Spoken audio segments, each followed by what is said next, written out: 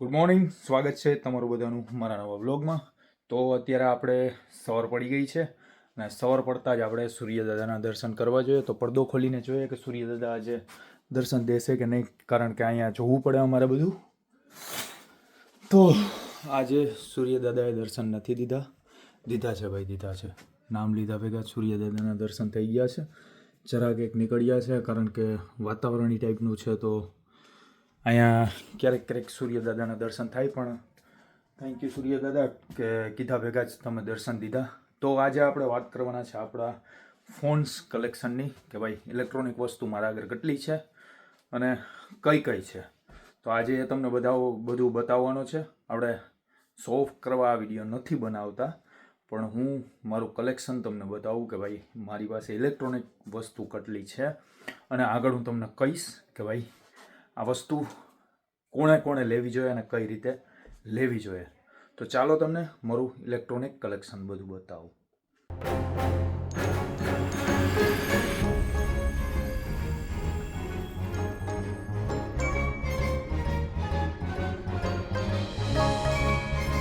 તો કંઈક આવું કલેક્શન છે આપણું ઇલેક્ટ્રોનિક્સનું. તો આ બધા ફોન્સ, વધારે તો આઈફોન્સ છે કેમ કે આપણે વધારે એ જ ગમે. તો એપલ વોચ અલ્ટ્રા 2 છે આપણી આગળ, સેમસંગની વોચ છે 2. પછી આ વસ્તુ બહુ સારી છે.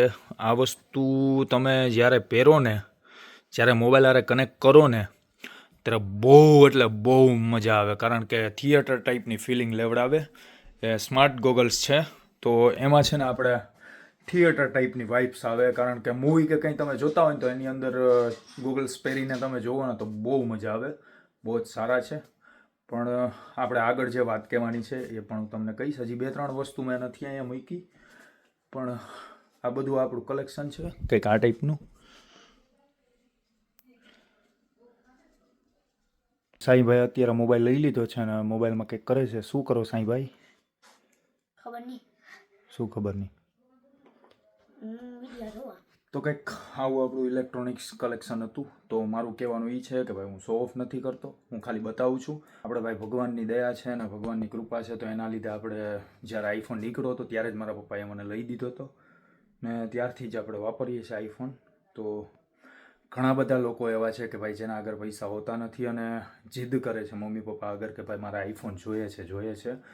તો એક રિક્વેસ્ટ નાનકડી એવી કરું છું ભાઈ તરીકે કે ભાઈ જ્યારે તમે કમાતા શીખો ને, ખુદના પૈસે જ્યારે લ્યો ને, ત્યારે કહેવાય કે નાના ભાઈ ફોન આપણે લીધો છે. અત્યાર સુધી હું પણ ન લેતો, હું પણ મારા પપ્પાના પૈસે જ લેતો બધું.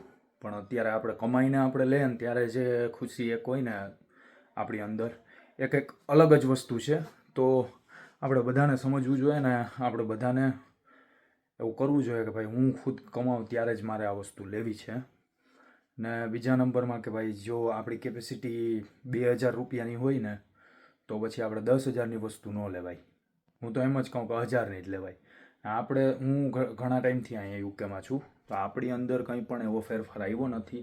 જેમ ઇન્ડિયામાં હતો એવી જ રીતે આ જોવો જ છો તમે બધું, એવી જ રીતે આપણે અહીંયા પણ નોર્મલી લાઈફ જીવીએ છીએ. આપણામાં કંઈ એવું અભિમાન કે એવું કંઈ આવ્યું નથી ને કોઈ દિવસ આવશે નહીં. બાકી અહીંયા ઘણા બધા યુકેમાં એવા છે કે ભાઈ બે કાવડિયા થઈ જાય એટલે અભિમાન આવી જાય, પણ આપણામાં એવું આવ્યું નથી. આ તો મારી એવું લાગ્યું કે ચાલો હું કલેક્શન બતાવું તો એક મેસેજ પણ સારો પહોંચે કે ભાઈ આપણે જ્યારે કમાતા શીખીએ ને આપણી આગળ જ્યારે પૈસા હોય ત્યારે જ આપણે આવી વસ્તુ લેવી જોઈએ. મમ્મી પપ્પાને જીદ કરીને ક્યારેય ન કહેવું જોઈએ કે ભાઈ આ વસ્તુ મને લઈ દો. તો બસ આવા નાનકડા વ્લોગ્સ આપણે આવતા રહેશે. હજી હું તમને નેક્સ્ટ વ્લોગમાં શૂઝ કલેક્શનનું બતાવીશ અને કપડાનું કલેક્શન કે મારી આગળ કેટલા છે અને ક્યાં છે એ બધું બતાવીશ. જો તમારે જોવું હોય તો મને કમેન્ટ કરીને જણાવજો.